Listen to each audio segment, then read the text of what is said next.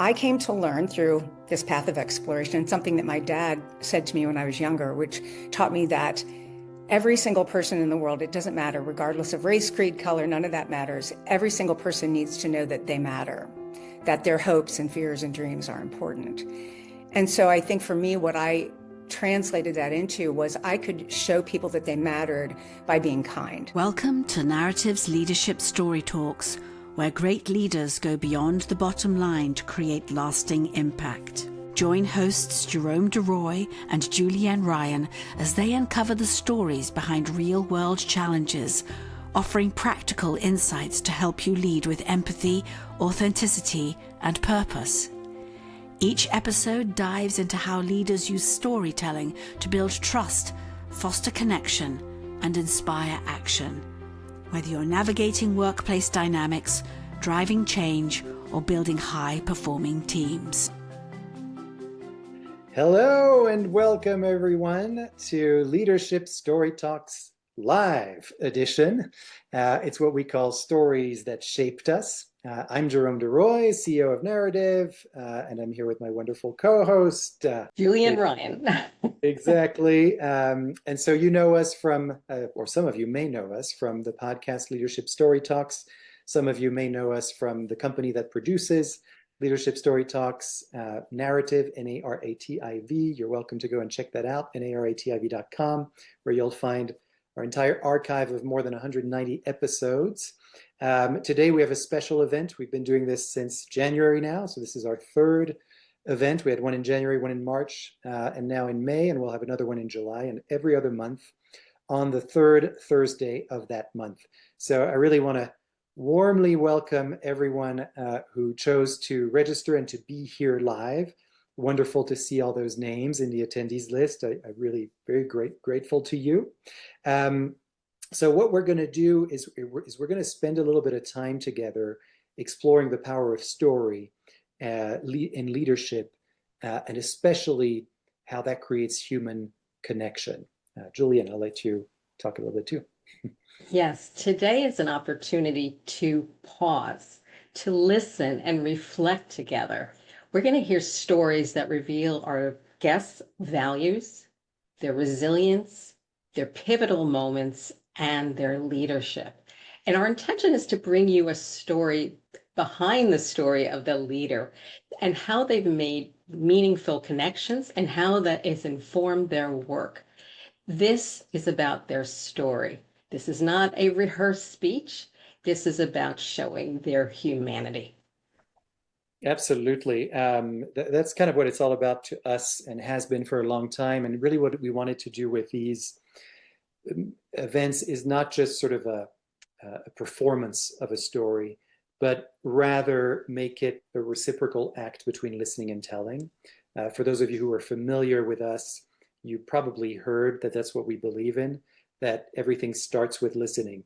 And if you have a wonderful story to tell and you've rehearsed it and presented it even many times, but you're not paying attention to who's listening and how they're listening, then maybe nobody's listening to you and you're wondering why it's not having any impact. So we're very intentional in looking at spaces and creating environments where it's possible to listen so that stories can emerge. So it's not meant to feel like a performance where someone speaks and everyone sits quietly in the dark. Instead, we think of it as a shared space where storytellers and listeners are in conversation with each other. And what we've learned is our shared presence matters. The storytellers are going to be seeing other attendees in real time, and the audience will feel part of the experience. We're not just going to be watching. We're going to be participating in this event and offering our listen, because our presence and our participation shapes the experience.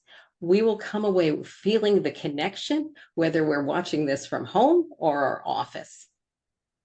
So what we invite you to do now is to take a moment to set aside any distractions. Before this, I had a presentation in person, and many people talked about how when we do things on Zoom and online remotely, we can get away with a lot, right? So we can multitask, we've got many windows open. And I remember at the beginning of the pandemic, what we did is we created a set of ground rules and principles to have really efficient meetings. And that meant actually no multitasking.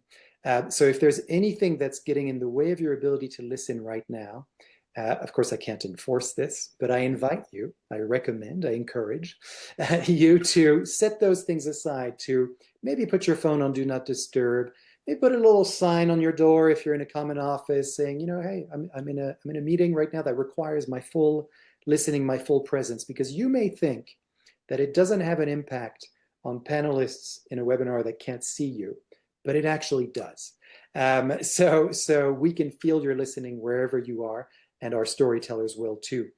So give yourself permission to be fully present for the next 55 minutes or so. And the truth is that stories come alive through the quality of the listening that they receive. So we really appreciate you tending to that. And here's how the event's going to flow. Each of our storytellers are going to share stories that are 6 minutes in length. And they're going to talk about what shaped their leadership experience, their lived experience over time. And they are courageously not sharing a polished performance. They're speaking from the heart and showing what shaped their lives and their work. And my favorite word, they're going to give us context. Fantastic. I'm seeing some chat messages trickling in. Good. Feel free to say hello, to say where you're from, where you're joining in from. Welcome to all of you. I see Felicia, for example, you seem to be a new person, so welcome to you. Hi, Lanisha from Santa Fe. Lanisha was in one of our previous events and told an amazing story. All of you that have showed up today, we really appreciate it, and we can feel your listening. So yes, keep those coming. So thanks, Julianne, for the event flow. We're going to invite our storytellers to come in at the same time. So it's not going to be one storyteller and then they leave and then the next comes in. Rather, we're all going to be on screen together. We'll put a spotlight for you all so that it's very clear who's speaking. But that storyteller will be able to see myself and the two other storytellers, and that's going to be their audience as well as Julianne. And so we will be their what we call dedicated listeners that they can actually see. And of course, they will feel your listening. So if you want to use the chat to show support, you can feel free to do that. What I would ask is that when someone is telling a story, it's great to put in some messages, but also notice what that might do to your listening, to your attention. It might take you away a little bit from the listening, from the story itself. It may distract the storyteller a little bit. So I always prefer to have chats and comments after the story. We'll have time to reflect on each and every one of these stories, including you asking questions and giving your own reflections to the storytellers. So don't hesitate to do that, but also just be mindful of what that might do to the listening and to the storytelling. There we go. And to manage your expectations, we are going to wrap up at 1 p.m. Eastern time. And I know we will do this because Jerome is an excellent timekeeper. But our goal is to leave you with stories and insights, something you can take with you today and play forward. Excellent. All right. So without further ado, I'm going to call in all of our storytellers. I'm going, so they're currently attendees. So I'm going to move them all up to panelists. I'm starting with you, Christy, because I know you can hear me. So just so you are aware. And then I'm going to go down to Jen. So Jen, you're next. Promoting to panelists. And then Kelly is the next one I'm promoting to panelist. There we go. Okay, so on your screen right now, you see three amazingly accomplished human beings that it's just my great honor to have you all on here. And I'm so happy that you chose to participate in this. I'm going to go ahead and you will hear from each person. Don't fret, audience. So I'm not going to do introductions of everyone right now. I'm going to do them one by one to introduce them as storytellers, starting with Kelly Skwarcan. And Kelly, this is one of the only times I'm going to read, but I'm going to read your bio and then I'll put the spotlight on you so that everyone can be clear on who's speaking. So Kelly is an author, speaker, and she's the founder of Kelly Communications with a background in psychology from the University of Notre Dame. She's the #1 Amazon best-selling author of Iron and Ice, the full tale of the Titanic, and the creator of Leadership in Crisis, the Titanic, Carpathia, and Californian, an interactive case study used in military and civilian leadership training nationwide. Through research-driven storytelling, her work explores leadership under pressure, moral courage, trust, and ethical decision-making in high-stakes environment. Kelly, welcome, and I can't wait to hear your story. Before you start, I'm going to put the spotlight on you so that everyone can see you clearly. There you go. The floor is yours. Well, thank you, Jerome and Julianne. So that everyone can see you clearly. There you go. The floor is yours. Well, thank you, Jerome and Julianne, and everyone who's tuned in today. Thank you for taking the time. Well, to be honest with you all, I had an entirely different story ready and drafted to share today. But after some reflection, I realized that it was a safe, predictable story of success. And while those stories certainly have their place, they're fun to hear, they require somewhat less courage to actually share and to tell. So today, I've chosen to share a completely different story, one that recently crystallized my values, my vision of leadership worth fighting for, and ultimately, the kind of person I really wish to be in the world. So this story begins my senior year at the University of Notre Dame, when the publication of my nonfiction Titanic book led to something I never anticipated: the creation and delivery of an original leadership case study for the university's Navy ROTC battalion. This training intertwined research from little-known piece of the Titanic story with research from moral, organizational, and personality psychology, all in the service of helping to promote moral decision-making, organizational climate, psychological safety, all these important things for our future military leaders. And you might ask, why this audience? Why create this kind of training for future military officers? Now, I'll be entirely honest and say that I have no military affiliations and I had no idea what this all might entail, but I had and still have a deep personal respect for those who operate in complex operational high-risk environments. And that interest was actually born alongside my interest in Titanic. When I was asked to create this training, I had no idea the entire new world that I was stepping into and would have to learn, but I embraced the challenge anyway because I could think of no word worthy an application of my skills and my knowledge, my abilities, than trying to create something helpful, useful for this audience. And I ran with it. Through pitching, cold emailing, and earning internal advocacy, this effort really began to take off. I found myself in executive offices, auditoriums, ballrooms around the United States. Picture me standing tall before a sea of uniforms, confidently presenting this training. Picture me leaping into the morning at 2 a.m. for the engagements that took place at sometimes 5 a.m., far before at the crack of dawn.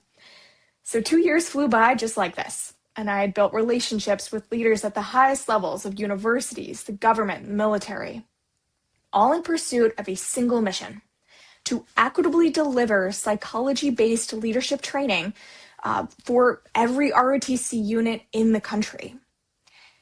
Not just because I had come to genuinely love working with this particular audience, but more importantly, because I believe that every future officer deserves access, regardless of their unit's individual fiscal resources, deserves access to training that equips them with research-based strategies to lead with character, integrity, and sound moral judgment.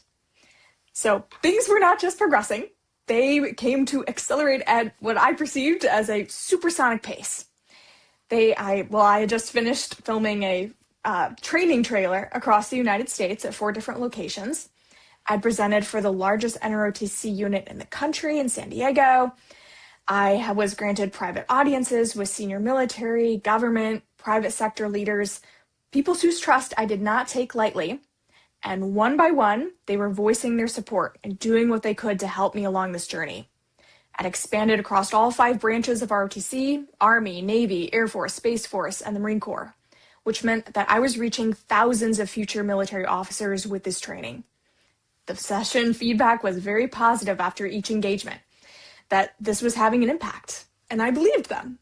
I believed that I had built something worthy of whatever it took from my end to help keep making it have some forward movement here.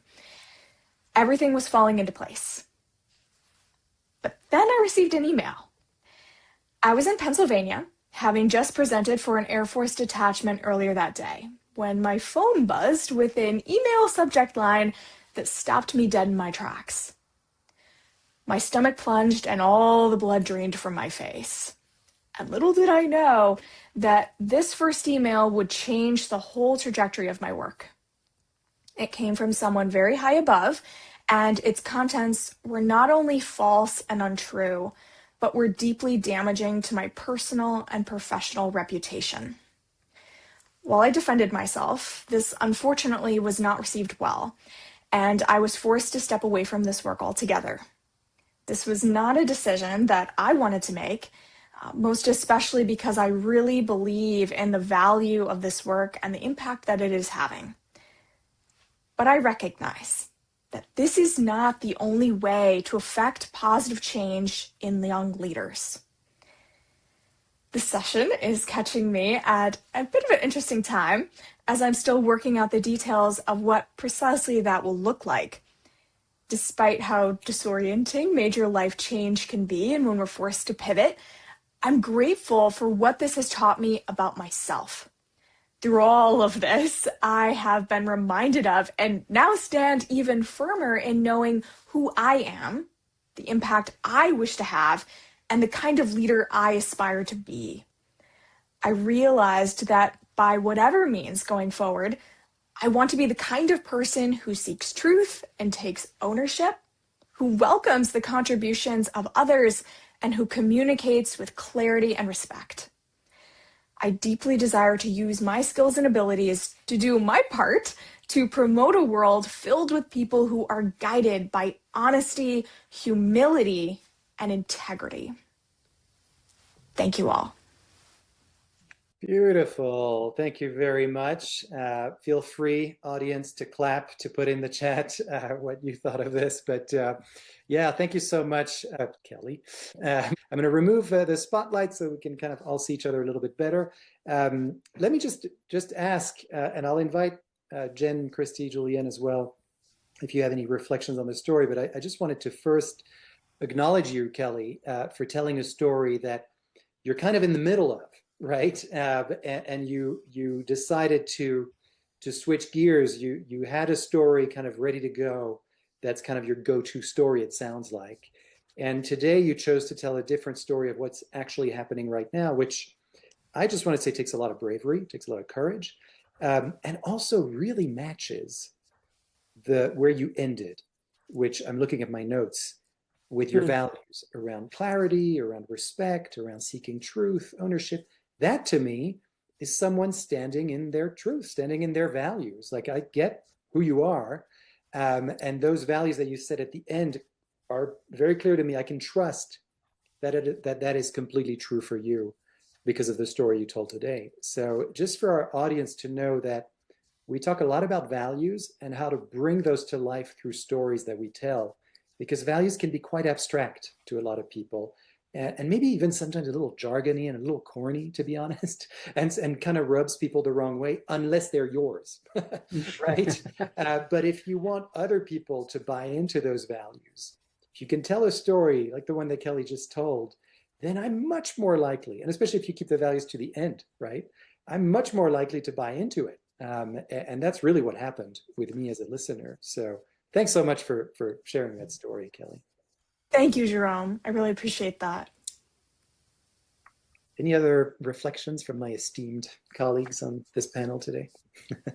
Well, just knowing, Kelly, how much you wanted that success and how hard you worked for that success, right? To hear that pivot at the end where it's like, and essentially that success got taken away from you in a form. It doesn't negate what you've done, but that one just kind of hit me and was like, oh man, who hasn't felt some version of that, right? You work to get to where you are, and then it feels like you have to start all over again, or you do have to start all over again. So I really appreciated I appreciated the flow of the story because I could picture how devastating that was and how awesome you're going to be on the other side of it. That's right. Thank you, Jen. Yeah, just to let the audience know before we go on with reflections, I just put in the chat Kelly's website. So that's where you can find out about her work and to get in touch and all those good things. So I invite you all to look at the chat and make sure you capture that website. So yes, please go on. I was going to say, Kelly, that I can totally relate to that. Back when I was a freelance writer earlier in my career, someone accused me of plagiarism, which is, like a killer if you're a freelance writer in my community. And, I was devastated. I was like, oh, what do I do about this? And I ended up I just kept going and ended up building a multi-million-dollar writing business. So I don't even know where she is. Hey. All right. Yep, you came back on the other side better. Exactly. I'm your after story, That's right. That's right. Yeah, Love Christy's just given you a glimpse of the future. Okay, Kelly. Absolutely. Yep, they can't keep you down. So, and Kelly, one word came to mind when you were speaking. It's energy. You had choices of what you wanted to use your energy for, to chase something you might not have been able to change or do something even better and pull all that together. So thank you.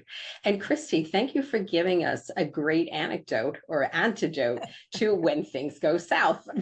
So, Yeah. That is really helpful.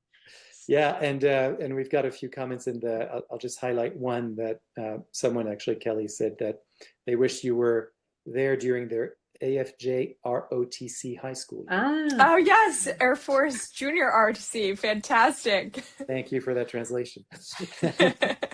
All right. Well, thanks everyone. Keep those coming. Commend you for. I'm just reading another comment here. I commend you for defending yourself, for defining your truth and your integrity when faced with false narratives. And I wish you luck on the starting over process, and better yet, a jumping off point into something greater. Well, there you go. Thank you. All right.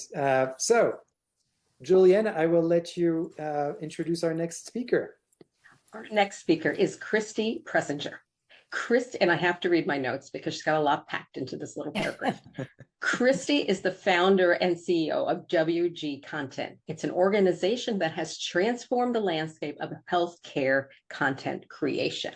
And while she's extremely proud of the work that WG does, the myriad of services they provide, and her impressive client list, her passion and focus are on ensuring that as the organization grows, the people-focused culture continues to be at the core of their environment.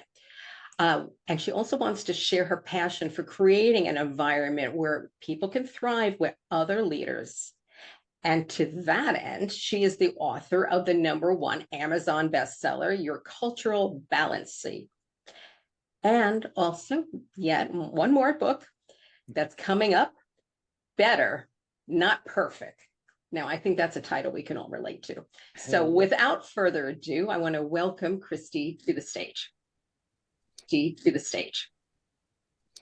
Well, thank you very much. I appreciate that, Julianne, and thank you everyone who's here. I want to share a story about a photo of myself that I came across a while back. And it was when I was a little girl, and I was kind of saddened when I first saw the photo because that little girl looked so happy in the photo. And I knew that she had a lot of judgment coming her way. I think I was probably around, 11 or 12 is the first time I remember my mom saying to me, Christy, you'd be perfect if you were more like Paula, who was my childhood best friend. Or, Christy, if you just lost a little weight, you'd be perfect. So for me, what happened with those comments, they converted into that lovely inner critic that we all have. And that is usually for most of us our constant companion, at least it was for me. And that critic is usually not very nice. And it was just kind of became my constant companion. And anytime I felt any sense of accomplishment, the inner critic was sure to remind me, yes, but you're not perfect. So meanwhile, I was just living with this and carrying it around with me and doing my life and starting a business and getting busy building that and not really aware of the impact that voice was having on me. I knew that I always felt a little, I didn't know to name it shame, but a little bit of shame inside me. And I never really knew where that came from until I came across Brene Brown's TED Talk on shame and vulnerability. And I must have watched that thing 10 or 12 times because it took me a minute to actually grasp what she was saying because it was all groundbreaking to me at the time. But I remember when I finally actually heard, guilt is I did something bad, shame is I am bad. And I was like, something shifted for me. And I thought, oh, that's interesting. And so it led me down a path of self-exploration that continues to this day. But part of that self-exploration was thinking about the business that I had built and was building at the time. And when I had begun building the business, I had said to my accountant at the time that I wanted to build a business based on kindness. And if I couldn't do that, I would go back to being a freelance writer. So, I got busy building the business. I kind of didn't really think about that a whole lot. And then again, ran into, after the Brene Brown TED Talk, I started reflecting back and started thinking, I wonder where that impulse came from to build a business based on kindness. And through my self-exploration, I learned that some of our very insecurities can serve us actually very well. Because for me, I came to learn through this path of exploration, something that my dad said to me when I was younger, which taught me that every single person in the world, it doesn't matter, regardless of race, creed, color, none of that matters. Every single person needs to know that they matter, that their hopes and fears and dreams are important. And so I think for me, what I translated that into was I could show people that they mattered by being kind. So as I looked back at the business I had built, and I realized that I had built a business where culture was the core of it, even though it was a content strategy and creation company, the core for me really was that environment and making sure that every employee knew that they mattered and that I could demonstrate that through being kind. But my impulse for that, I learned, was because I needed people to be kind to me. And I somehow figured that the best way to get kindness back was to give it out first. I honestly can't tell you where that came from, but probably through lots of reading. And it has served me very well. But what has really been the upshot for me was the legacy that I have the privilege of having built through those insecurities that turned into something bigger than that, which is an organization where people can live their lives without apology. They don't need to ask permission to go to the doctor or pick up a kid from school, and they get to do meaningful work, and every single one of them know that they matter. So that has been really important to me, and that, other than my son, is my greatest legacy. And now I keep that picture of myself as a little girl on my dresser, and I see it every day. And I don't feel sadness anymore. When I look at that, I feel a sense of pride. But interestingly, it's not pride of accomplishment, because accomplishment was never the point. Perfection is unachievable, so accomplishment isn't the point. The point for me, really, what I arrived at was that I don't have to be perfect because I can strive to be better. Better is a direction, and I can always move in the direction of that. Beautiful. Thank you so much. And I know that I had a picture lined up. I had that picture that I was going to show at the beginning of the story and the end of the story. And for some reason, it has disappeared. But so if at any point, Christy, you're able to locate that picture and send it to me real quick by email, I'd love to share that with our audience because I know that was part of our plan.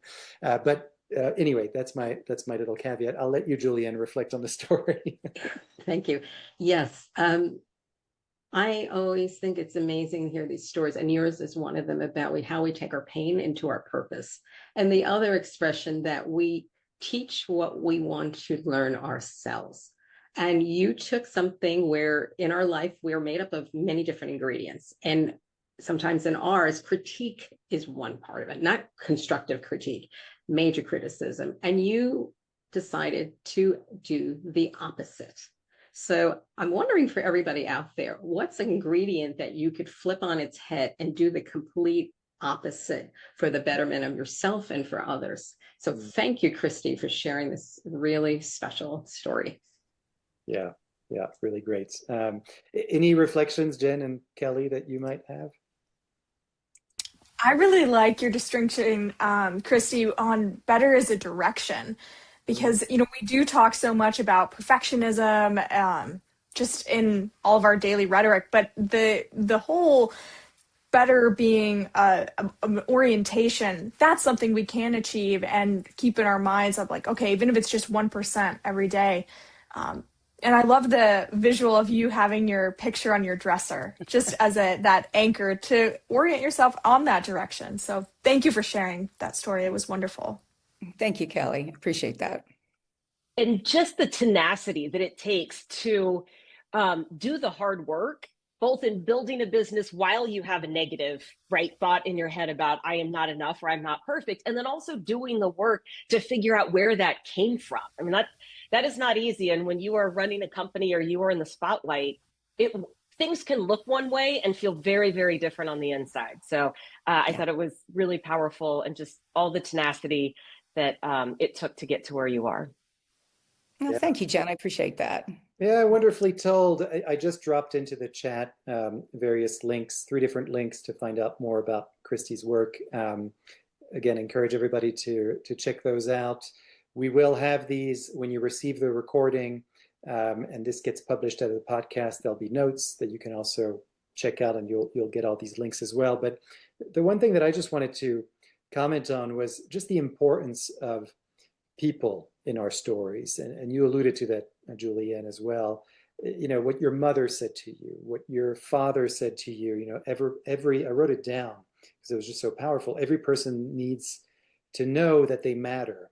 And I think, you know, it's one thing to say that, but to know that your father said that to you, you know, in contrast to what your mother said to you, you know, we get these messages from so many different people. And it's interesting. This is completely an aside, and some may see it as a tangent, but I'm reading to my son right now a particular book. And it's like the Jurassic Park series. I don't know if it's appropriate. He's 10 years old, but anyway, he hasn't had any nightmares. But the one thing in those books, there's a character who has all these theories. You know, he's a mathematician, and one of the things that one of the characters in the book says is that, you know, we get a lot of different messages from a lot of different people, and a lot of that is misinformation. You know, and so it's kind of interesting and what do we choose to take is sort of the message. What do we choose to take on, whether we're aware of it or not? And what I love about your story is that you took something on early on in childhood without necessarily being aware of it. It's your mom. She tells you something, so of course it's true. But then this process of discovery that you took us through, which is available to us all. And we sometimes feel like we don't have a choice. These things were given to us and there's nothing we can do about it. You're a perfect example of someone who actually fought back against that, made your own discoveries, created your own information, and then chose to take what your father told you and put that into practice. But that was a process. It doesn't come overnight, right? And so I just wanted to point that out, because that's the power of a story like that, is to tell us a life journey in 6 minutes, and we can take so much from that. So thank you so much for that inspiration you've given everyone. Thank you, Jerome. That's very kind. All right, there we go. Back to kindness. Love it. Okay, so I'm looking at a few things in the chat here. Wonderful things. I invite all of you, Christy, Jen, Kelly, Julianne, look at what's going on in the chat, and everybody in attendance. There's some great comments there. I'm not going to read them all, but again, in the recording, you'll be able to go over those again if you haven't had a chance to see them all. So without further ado, I want to introduce you all to our last storyteller for today, and remind you that this is the last storyteller for today. There'll be another one in July, and another one in September, and another one in November, and so on and so forth. So this is never a one and done with us. So put those dates on your calendar. Third Thursday of every other month from 12 to 1 p.m. Eastern. All right, now that I've given my little PSA, here is Jen. I'm going to read your bio, and then I'll put the spotlight on you so everyone can see you clearly. So it's no real surprise Jen Mueller pursued a career in sports broadcasting. After all, sports fits her competitive nature, and broadcasting fits her skill set. As a result, she was a part of the Seattle Mariners television broadcast team for 19 years and is heading into her 18th season on the Seahawks sidelines as part of their radio broadcast. A skilled interviewer with a heart for people and a knack for dodging Gatorade baths, Jen likes to say she gives people a platform to tell their stories, whether it's in the form of a post-game interview or on stage by sharing stories she's developed with you in mind. All right, the floor is now yours, Jen. Fantastic. Yeah, most of my stories do involve sports. I know people tend to watch sports, but I have lived inside sports for my entire career. I have been inside the locker rooms, inside clubhouses for almost 3 decades. And if you happen to watch the Super Bowl, the one that the Seahawks just won against the Patriots, whether you knew it or not, you actually saw me on the sidelines because I was getting out of the way of a collision with our running back. And in the very last shot, right before the Gatorade bucket is dumped on head coach Mike McDonald, I am standing behind him, just moving out of the way in time. I've had plenty of practice with that over the years because a Gatorade bath is a traditional part of a post-game celebration in baseball. It doesn't happen every game, but it does happen after those big moments or after a career milestone. It is a chance for teammates to celebrate very publicly and to acknowledge what the significance of this moment is. And these moments are intentionally timed to be happening during the live television interview. That's how you get maximum reaction. And that was my job for almost 20 years. I would be the person who would go and tap the hero of the game on the shoulder, like seconds after they won. They walked through the handshake line, and I would request the post-game interview. And I always kind of knew when the Gatorade bath was coming. That interview was broadcast to the live viewing audience, and it was also happening inside the stadium. So you were getting lots of reaction and just lots of energy around those moments. I have no idea how many interviews I've done over the course of my career. I mean, it is easily thousands of interviews. I have interviewed Hall of Famers, Cy Young Award winners, Super Bowl champions, but none of them had the impact of a player you have probably never heard of before. His name is Ryan Court, and he was a professional baseball player in the minor leagues for about 9 years. And then he got a chance to come up to the big leagues. His big league career lasted all of 12 days, which is better than most when they get what we would call a cup of coffee in the big leagues. There's plenty of guys that get a cup of coffee, but all they do is experience the big league clubhouse for 24 hours, and then they get shipped out again. Because guys that spend 9 years in the minor leagues, they're not prospects. They're not expected to do much of anything. Essentially, they're just placeholders. Like, we need a warm body, and you are going to be the warm body. Now, if you have toiled in the minor leagues for 9 years, it doesn't matter where they want your warm body. You are happy to be there if it gets you to the big leagues. For Ryan, he got to the big leagues in July, like late July of 2019. It is what we would consider the dog days of the baseball schedule. The Mariners were losing. It was a miserable season. And every single one of us who covered games would drive to the ballpark and think, oh God, not this again. I mean, could we just please have a fast game, no extra innings, and just get the season over with? Because there really wasn't a whole lot to cheer for. That's your mindset if you spend every day in the big leagues. That is not what you are thinking if this is your only shot to be in the big leagues. Ryan Court was bouncing around the clubhouse. You could not miss his smile. You couldn't miss the energy. And quite honestly, it's what we all needed because it gave us somebody new to cheer for and it gave us something new to watch. Now, when he gets called up, he knows this is probably his only shot. And what he's hoping for is a chance to contribute so that at the end of his career, he can look back and say that he had at least a stat line, as in he showed up in a game and he can point to some version of productivity. We were all kind of hoping the same thing for him because it's like rooting for the underdog. And in his second game in the big leagues, Not only did Ryan Court get a chance to start, he contributed in every phase of the game. He contributed at the plate. He contributed with a great defensive play. And it was very, very clear he was the hero of the game. It was clear that this was going to be his post-game moment. And in the 7th inning, when I usually start dialing in the questions that I'm going to ask post-game, there was plenty of things that I could ask about that just related to the baseball activity that had taken place in that game. There was plenty of ways to talk about the hits or the defensive plays, but that is not the direction I chose to go. I don't remember the exact questions. Here's what I do remember thinking.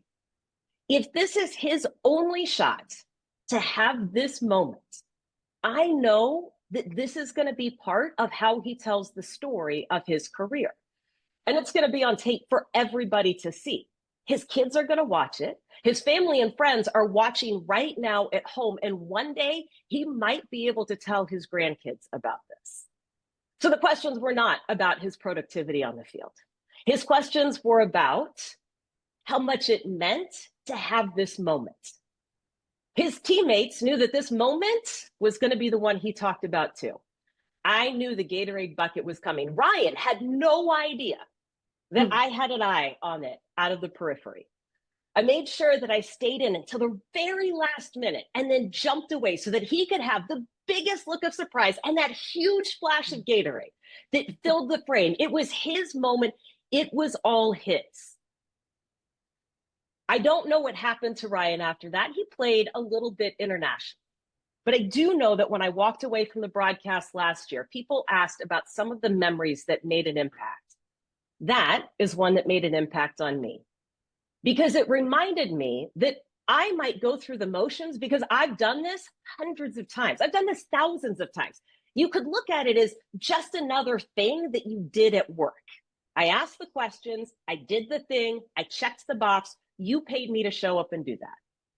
Or you could look at it and say, that is a moment for Ryan to tell his story in a way that makes him proud, in a way that makes his family proud, and is a way he can look back and be proud about everything that he accomplished while he was toiling away and wondering if he would ever get his chance. I do not approach interviews the same way since then. I don't know if that will be the first interview, the last interview, the only interview that they ever get. But what I want to make sure people around me get is 100% of my effort so that they can feel 100% proud of theirs.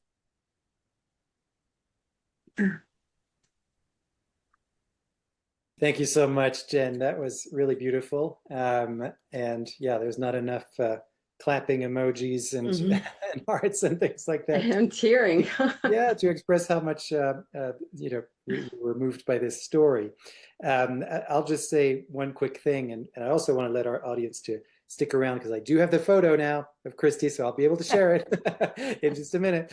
Yeah, just what struck me was that intention you talked about, how that particular interview changed the way that you started to see on-field interviews. And for me, my interpretation of that was that, you really have your audience in mind because that's such a human story. We don't, sure, some of us like to geek out on data and statistics and things like that, with our favorite teams in particular. But when you're kind of watching something and, the result goes whatever way, and you hear something so heartfelt and you see something in front of your eyes that's happening, that's just so human. And this, I'm calling him a kid, but, gets this shot, that may or may not have happened otherwise. That's what you put the spotlight on. It kind of makes everyone feel like, oh, maybe I have a shot too, And so that's my interpretation. Of course, you didn't say any of those things, but that's kind of the power of story to me, is that you told us a story and then look at these interpretations that I came up with and what moved me. So I'm very grateful that you chose to tell that story today. Thank you. Thank you. Thank you. Yeah, Christy. Jen, I really want to say I am so impressed by your selflessness there. You're on camera, you're the interviewer, you can control that. And you were not even in that. You were all about him. And I think that is just commendable and remarkable for someone in your position that's got the microphone and the camera on him to make it about him. So you should be really, I hope you're very proud of yourself for that. That's a lovely, lovely gesture. Thank you, Christy. Thanks. Yeah. Yeah. Any other comments, reflections? I agree with everything that's been said before, but what really struck me from the story is the player himself, Ryan's spirit of excellence, that no matter if it was the minor leagues or what have you, he approached it with a spirit of, okay, wherever I'm at, I'm going to give it all that I've got and try to be my best and excellent at it, because that will lead to good things. You may not know what they are, but you'd have that sense of trust. And also, I love the whole visual of you stepping out of the way and trying to shine the spotlight on him in his big moment. And that just says so much about the way that you approach your work. So thank you for sharing.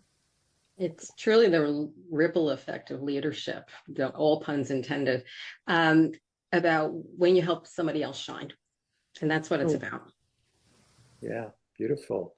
Well, thank you so much. I'm gonna share my screen for a moment so that you can see the picture you were meant to see at the beginning of Christy's story and at the end, just so that we can satisfy that itch. There you go. Hopefully everyone can see that. You're so cute. Amazing, isn't it? It's just, you know, one of the things that we talk about in our company, in our trainings, our workshops, is the power of objects, photographs, mementos, and yeah, it just it speaks so much. So I'm sorry I didn't get to do that at the right time, but hopefully this compensates a little bit for that. Thanks for sharing that, for being willing to share that, Christy. It really adds to the story. Look at that car in the back, that station wagon. Wow. Oh my goodness, I know. Kind of telling my age there. Look at that car. We're right with you. I remember sleeping in the back of one of those station wagons when I went to Oh, yes. I remember that. No seatbelts. No seatbelts. No seatbelts. Lots of smoking everywhere. Yeah. Lots of smoking everywhere. All right. Well, I'm going to stop sharing my screen for a minute here. But audience members, I'm going to hand it over to you, Julianne. I got excited. So let me let you say a few words before I do. So before we wrap, we'd love you to invite you. I should tell you, I need to invite you to take a few seconds to reflect and share in the chat one moment, one idea or one feeling that you're going to take from today and carry with you. And me, I know when Alexandra, our producer, looks at this video, I've really been trying hard not to bob my head every 2 seconds because I keep hearing things that resonate with me. So that's always my takeaway. Stop bobbing. But every story was special and from the heart. And there was so many connections between the three of them. Yeah, wonderful. Yeah, I really want to thank Jen, Christy, Kelly for participating in this exercise and telling these heartfelt stories. I know it was a lot of work on your part to get to this moment. So, and for trusting us and our audience with these stories. I think it really paid off. I'm seeing some great comments in the chat there. Thank you so much. Again, for every audience member, there are links. We just posted some about Jen's work. There's also links for Kelly's work and Christy's work. So if you go up in the chat, you'll see those. Again, these will be communicated to you in our follow-up when you get the recording and when this gets published in the notes for the episode. A couple of things that we wanted to just let you know about, and I'm going to put that in the chat as well. Future events, make sure to save the dates. I'm putting in a link right now. Again, that's every other month on the third Thursday from 12 p.m. to 1 p.m. Eastern. We're full up in terms of storytellers until actually the end of the year. Wow. So we're now kind of planning for 2027. But of course, we need an audience. So please spread the word and save the date and register for those. Those are all available on our website and in the link that I just shared. I also want to take a couple of minutes before we actually leave today and talk to you about a new project that we have, a new initiative that we have, and that is that we've started something called the Listening Lab. You may have, I know you've heard, for those of you who were here the whole time, that, everything starts with listening for us. There can't be a story without any listeners. So we pay a lot of attention to that. And what I've realized is that, I've coached a lot of people around story and you as well, Julianne. But one of the things that people keep coming back to us is how surprised they are about how much they learned about listening and who they are as a listener and how much they've improved their listening through their work with us. So we've created the Listening Lab as a group that you can come into. It's a community of practice. It happens every month on a Wednesday, the third Wednesday of every month. I'm going to share a link momentarily in the chat. And what we do there is that it's a space for leaders and professionals who want to deepen how they communicate, not just by learning techniques, but by actually practicing the work together. So at the core of it is that monthly experience I talked about, a small group where we explore a theme around storytelling, listening, leadership. And then we work with a few people in that group on real challenges, like a presentation, a message you're trying to clarify, or even a conversation you're navigating at work or in life. So it becomes less about theory and more about transformation in real time. It's only 90 minutes. So if that resonates with you, if you feel like communication, storytelling, or even just being heard and understood is something you want to grow into, I'm now going to share the link. We're offering a free, there's 3 to 5 spots that are available at the moment, and we're offering a free month trial. So you can use that link to sign up, request a spot. There's a little form you have to fill out to apply for that spot. And of course, afterwards, I'll be sharing a lot more about this. So that's the latest from us. There you go. Now I'm going to hand it back over to you, Julianne, for some parting words. Okay, in case you forgot, our invitation is simple. We're encouraging to take one story that you heard today, or take more if you'd like, that's great, and carry it into your conversations this week, because as we said, it causes a ripple effect. And I believe the best stories are hiding in plain sight. We just need to listen for them and help others connect with ourselves and each other. Wonderful. Thanks so much, Julianne. Thanks as always for being my wonderful co-host. Thanks to our audience for being here. I have not seen any attendees leave, which is really amazing for webinars, right? We kind of come and go from those things, multitask, etc. So thank you all for being here and for staying through and for your listening, which really came through, even though we can't see you, but your comments have been really wonderfully, well received. And thanks again, Christy Pretzinger, Jen Mueller, and Kelly Skwarcan for being with us today. Your work is very inspirational, and your stories were exactly that. So thank you so much once more, and I invite everyone to explore all of these wonderful human beings' work when you have a chance. Thanks a lot, everybody. On that note, we wish you well, and we hope to see you at the next Leadership Story Talks Live on July 16. Thanks, everybody. Take care. For more information on the narrative listening and storytelling method and how it can help your business, go to narrative.com.